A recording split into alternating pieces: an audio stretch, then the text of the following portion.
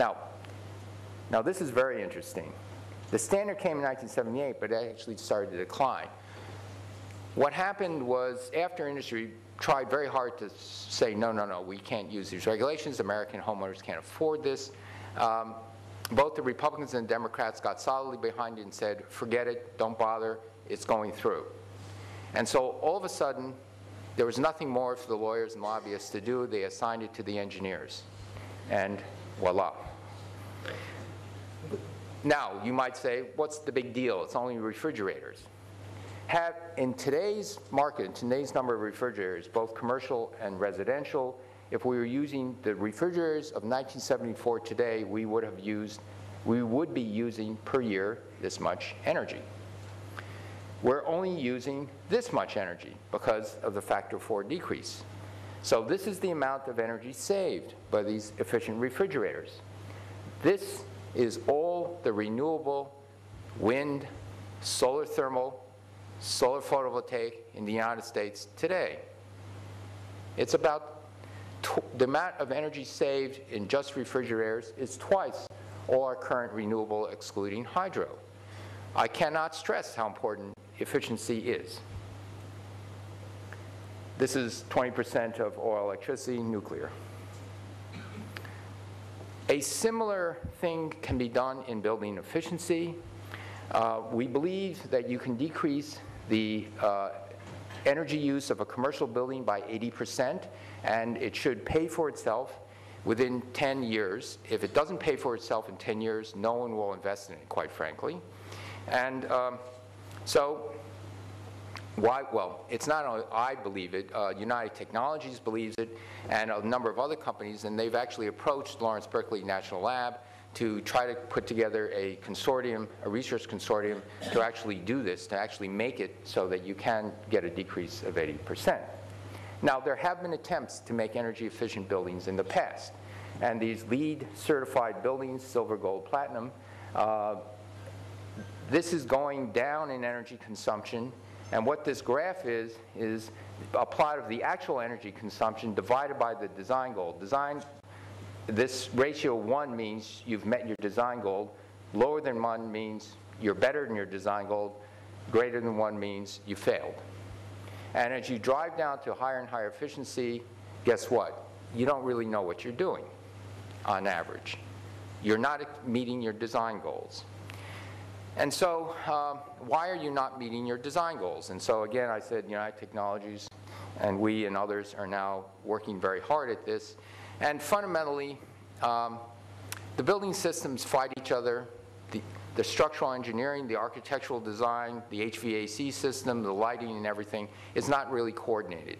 And we think if you coordinate all of these things, you can achieve this. It remains to be seen whether that indeed is true, but certainly we think it's true, and I would say give us 5 or 10 years. It's going to take about that long to get some demonstrations up and going so that this could be also cost effective. There's a low-tech version of building efficiency. It's called making the roof of a building white. So here's a white building. Why? Because the sun shines on it, and this white light color reflects the sunlight back into space. Some say it's beautiful, some say it's ugly. Here's Santorini, Greece. Some say it's beautiful, some say it's ugly. How big a difference can this make? Well, there's a paper recently published by Lawrence Berkeley Lab and a member of the California Energy, the Commissioner of California Energy Commission, Art Rosenfeld, a longtime Berkeley Lab colleague. And they did a calculation that said if you look at all the pavements and roofs in urban surfaces, and you calculate that if you make them light colored, let's say in pavement the color of cement instead of blacktop, that this would be offsetting 44 billion tons of carbon dioxide by making your roofs, flat top roofs, not all roofs, the ones just the flat ones where you can't see them, white or light colored. That's the equivalent. Now you're reflecting all that sunlight back into space, and that's the equivalent of taking the billion cars in the world today and taking them off the road for 11 years. This is a very low-cost thing. Okay? It's not high-tech. The architects are fighting this. They don't like the flat-top roofs that you can't see to be, they want to choose the color. So hopefully we will get a little bit more wisdom.